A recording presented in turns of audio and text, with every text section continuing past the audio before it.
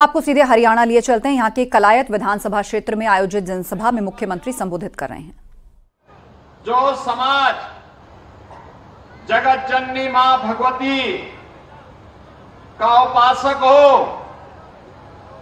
उस समाज को चाहे ड्रग माफिया हो, माइनिंग माफिया हो, लैंड माफिया हो, कैटल माफिया हो, ये कोई भी माफिया या कोई भी देशद्रोही तत्व उसका बाल बांका नहीं कर सकता। ऐसे चंड मुंड और महिषासुरों से निपटने के लिए ही तो जनता जनार्दन के लिए चुनाव आया है, और इस चुनाव के साथ आपका आह्वान करने के लिए मैं आज आपके बीच में विशेष रूप से आया हूं। बहनों और भाइयों, मैं सबसे पहले तो आपको धन्यवाद दूंगा कि 4 महीने पहले कांग्रेस की साजिश को आपने विफल करते हुए श्री नवीन जिंदल जी को चुनाव जिता करके देश की संसद में भेजा है। मैं आपसे पूछना चाहता हूं, कांग्रेस ने उस समय कुछ कहा था देश की जनता से। उन्होंने कहा था कि भाजपा संविधान समाप्त कर देगी। कितना झूठ बोला था कि भाजपा की फिर से सरकार बनेगी तो संविधान को ये लोग समाप्त कर देंगे, आरक्षण समाप्त कर देंगे। कितना झूठ बोला था। और उन्होंने ये भी कहा था कि चुनाव के बाद हम 1 लाख रुपए हर एक गरीब को देंगे, और खटाखट योजना के माध्यम से इनसे बोलना चाहिए, कहां है वो खटाखट। कांग्रेस से थोड़ा पूछिए। और जो राहुल गांधी जी आपके पास आते थे खटाखट कहने के लिए, आज वे यहां से तो पहले मैदान छोड़ करके सपाचट हो चुके हैं। वो आ ही नहीं रहे होंगे। बहनों और भाइयों, समाज को बांटना जाति के नाम पर, क्षेत्र के नाम पर, भाषा के नाम पर, मत और मजहब के नाम पर, ये कांग्रेस के डीएनए का पार्ट है, जिससे देश को कमजोर किया जा सके। देश कमजोर होगा तो सनातन समाज कमजोर होगा, सनातन समाज कमजोर होगा तो वर्तमान असुरक्षित होगा, आने वाली पीढ़ी का भविष्य खराब होगा।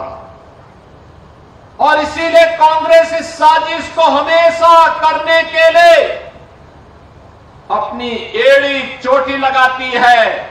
और इसीलिए आज के दिन पर कोई भी सभ्य व्यक्ति, कोई भी ईमानदार व्यक्ति, कोई भी विकास की सोच का व्यक्ति, सुरक्षा के प्रति आग्रही कोई भी व्यक्ति आज कांग्रेस के साथ खड़ा होता हुआ नहीं दिखाई देता। बहनों और भाइयों, मैं तो आपसे अपील करने के लिए आया हूं। हरियाणा हमारे लिए, हमारे अन्नदाता किसानों के परिश्रम और पुरुषार्थ की धरती है। देश का पेट भरती है तो देश की सीमाओं की रक्षा करने के लिए यहां के बहादुर जवानों के सारे पराक्रम का लोहा बार बार दुश्मन भी देखता है, चखता है। हरियाणा का बहादुर जवान जब देश की सीमाओं पर खड़ा होता है तो देश के दुश्मनों को भी पीछे खिसकने के लिए मजबूर होना पड़ता है, मजबूर होना पड़ता है पीछे भागने के लिए।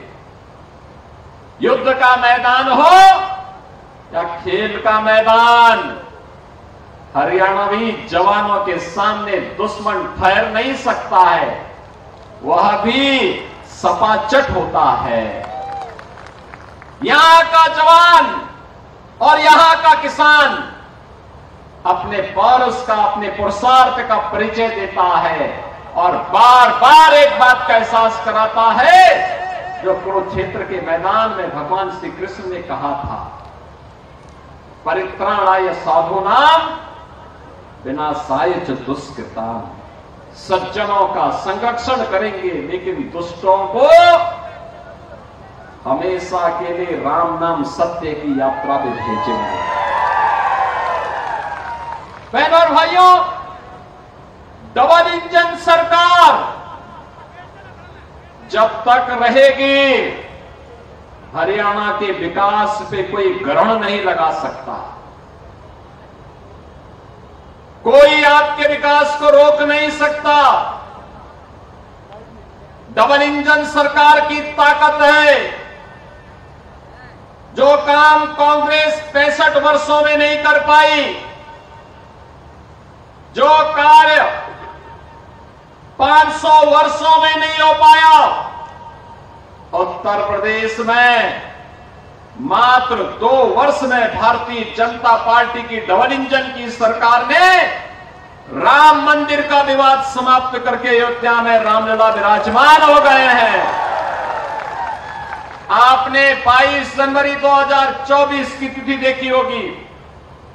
कौन ऐसा सनातन धर्मावलंबी रहा होगा, कौन ऐसा भारतवासी नहीं रहा होगा जिसने उस तिथि को देख करके, जिसके आंखों में खुशियों के आंसू न रहे हो, उसके अंदर इस बात का एहसास था कि मेरे प्रभु फिर से विराजमान हो रहे हैं अपनी जन्मभूमि अयोध्या धाम में। और उसके लिए एक तरफ प्रभु के विराजमान होने की खुशी थी, दूसरा अपने पूर्वजों के प्रति ले गए संकल्प को पूरा करने की खुशी भी थी। जो आपके पूर्वजों ने कभी शपथ ली थी कि रामलला हम आएंगे, मंदिर वहीं बनाएंगे, ये खुशी भी थी। दोनों संकल्पों की पूर्ति डबल इंजन सरकार उत्तर प्रदेश के अंदर मात्र 2 वर्ष में कर दे रही है। बहनों और भाइयों, चाहे वह अयोध्या में राम जन्मभूमि पर भगवान राम के विराजमान होने का मामला हो, या फिर कश्मीर में धारा 370 को सदैव के लिए समाप्त करके आतंकवाद की जड़ों को हमेशा के लिए उखाड़ फेंकने का हो, प्रधानमंत्री मोदी जी के नेतृत्व में यह कार्य बखूबी हुआ है।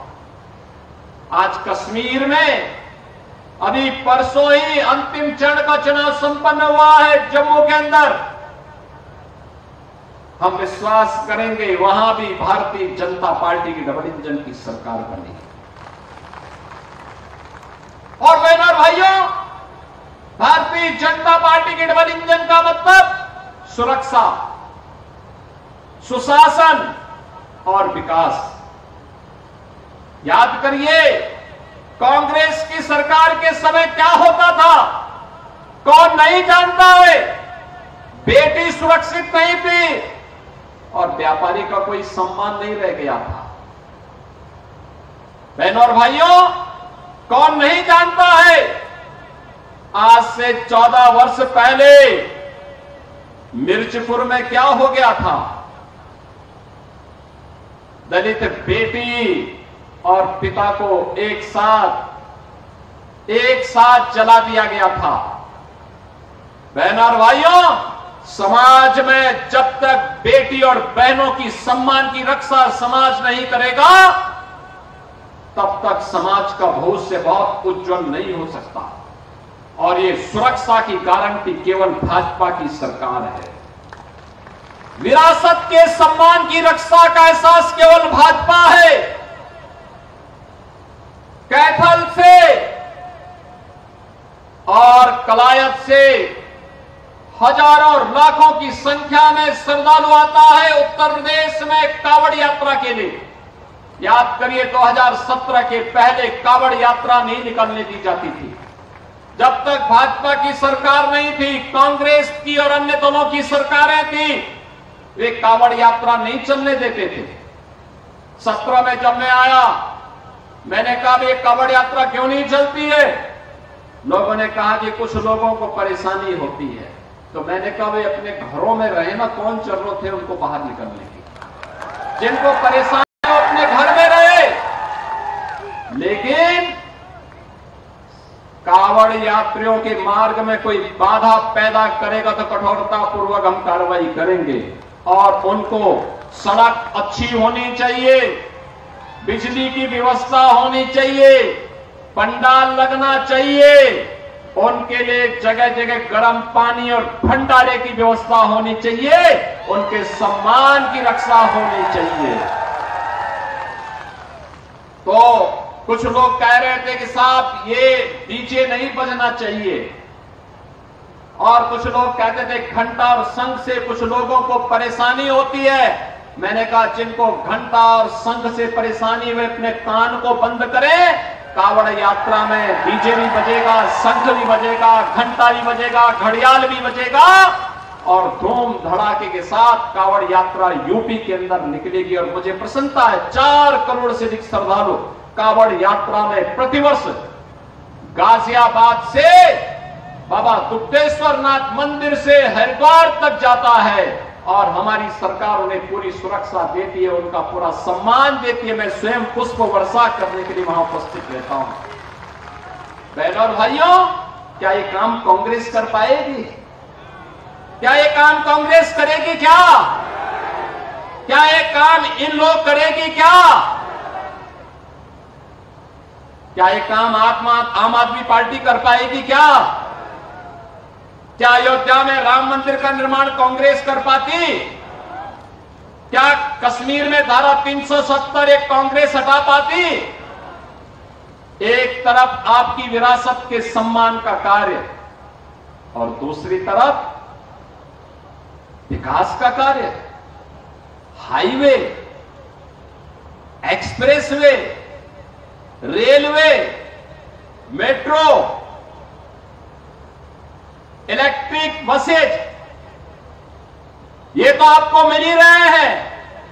कहीं आईआईटी, कहीं आईएम, कहीं एम्स, कहीं मेडिकल कॉलेज, कहीं स्पोर्ट्स यूनिवर्सिटी, कहीं स्पोर्ट्स कॉलेज, ये सभी भी तो डबल इंजन की सरकार ने दिए। और यह भी दिया है बहनों और भाइयों, एक कांग्रेस तो केवल झूठे वायदे करती थी, खटाखट वाली थी ये सरकार, केवल खटाखट ही करती रही, क्योंकि इन्होंने देश को सपाचट किया था।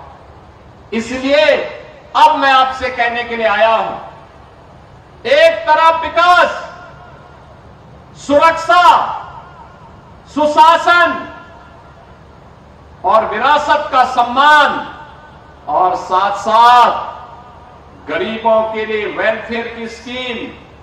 याद करिए, पाकिस्तान में लोग भूखों मर रहे हैं, भारत 80 करोड़ लोगों को फ्री में राशन की सुविधा का लाभ दे रहा है।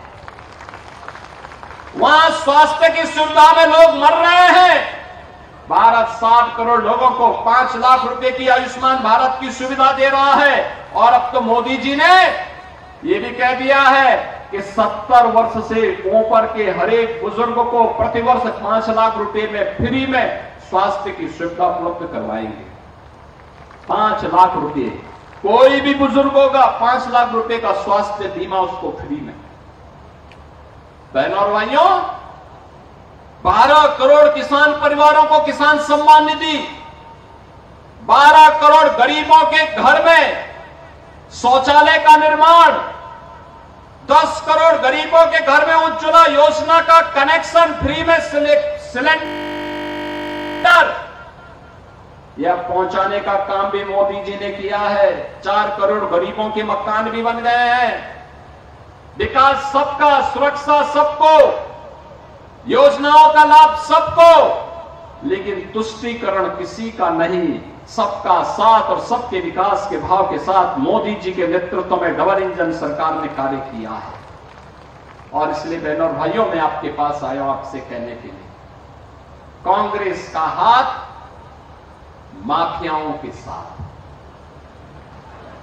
कांग्रेस का हाथ ड्रग माफियाओं के साथ, भू माफियाओं के साथ, कैटल माफियाओं के साथ, माइनिंग माफियाओं के साथ, और इनका साथ, इनका हाथ दंगाइयों के साथ। ये जितने दंगाई होते हैं, यूपी में तो पिछले 7.5 वर्ष में दंगा नहीं हुआ, लेकिन इससे पहले दंगे बहुत होते थे। हर दूसरे तीसरे दिन एक दंगा होता था, महीनों महीनों चलता था, महीनों महीनों चलता था, कर्फ्यू लगा रहता था। हम लोग आए, हमने पहले दिन ही कहा कि दंगा करने वाले हों, करवाने वाले हों, दोनों सुन लो। अगर दंगा किया, उल्टा टांग करके मिर्च का झोंका लगा करके हमेशा के लिए दंगा करना सिखा देंगे। आज बहनों और भाइयों, यूपी के अंदर दंगा नहीं होता है। किसी बेटी की इज्जत के साथ कोई खिलवाड़ नहीं कर सकता, किसी व्यापारी का कोई अपहरण नहीं कर सकता, किसी अन्नदाता किसान की फसल को कोई जबरन नहीं काट सकता, किसी नौजवान की नौकरी और रोजगार के साथ कोई खिलवाड़ नहीं कर सकता। और अगर करेगा तो इसका भुक्तभोगी भी होगा। उसकी पूरी संपत्ति, 7 पीढ़ियों की पूरी संपत्ति ले ली जाती है, गरीबों में वितरित कर दी जाती है। और इसलिए बहनों और भाइयों, आज मैं आपसे कहने के लिए आया हूं, ये लड़ाई विकास की भी है, सुशासन की भी है, उज्जवल भविष्य की भी है। Drug mafia, mining mafia, cattle mafia, mining mafia, इनमें से किसी को हम फिर से पनपने नहीं देंगे। इस संकल्प के साथ जुड़ने का भी है। और इसलिए 5 अक्टूबर को शारदीय नवरात्रि की तृतीया तिथि पर हरियाणा वासियों को एक विकसित हरियाणा के लिए, एक धाकड़ हरियाणा के लिए अपने प्रतिनिधियों का चुनाव करना है, जो हरियाणा के अंदर फिर से डबल इंजन सरकार बना सके। और श्रीमती कमलेश दाड़ा जी जैसा कोई उत्तम प्रत्याशी दूसरा इस मैदान में कवायद में नहीं है। और इसीलिए आप सबसे अपील करने के लिए आया हूं। आपका आशीर्वाद मिलेगा, कमलेश जी को मिलेगा, सभी का मिलेगा, लेकिन ये तभी होगा सार्थक जब आप में से हर व्यक्ति, आज चुनाव प्रचार का अंतिम दिन है, आज इसके बाद तत्काल जाइए, कल पूरा दिन है, कम से कम हर व्यक्ति 10-10 नए लोगों को बीजेपी के कमल खिलाने के लिए वोट देगा। और तभी दीपावली में मां लक्ष्मी यहां का विकास लेकर के आएगी। कमल के ही सिंहासन पर बैठ करके मां लक्ष्मी का आशीर्वाद मिलता है, कमल के आसन पर बैठ करके। और इसके लिए 10-10 लोगों को जोड़ना होगा और 5 तारीख को उन्हें मतदान कराना होगा। कराएंगे? सभी लोग कराएंगे? दोनों हाथ उठा करके मेरे सामने बोलेंगे, दोनों हाथ उठा करके, भारत माता की, भारत माता की, भारत माता की जय श्री राम।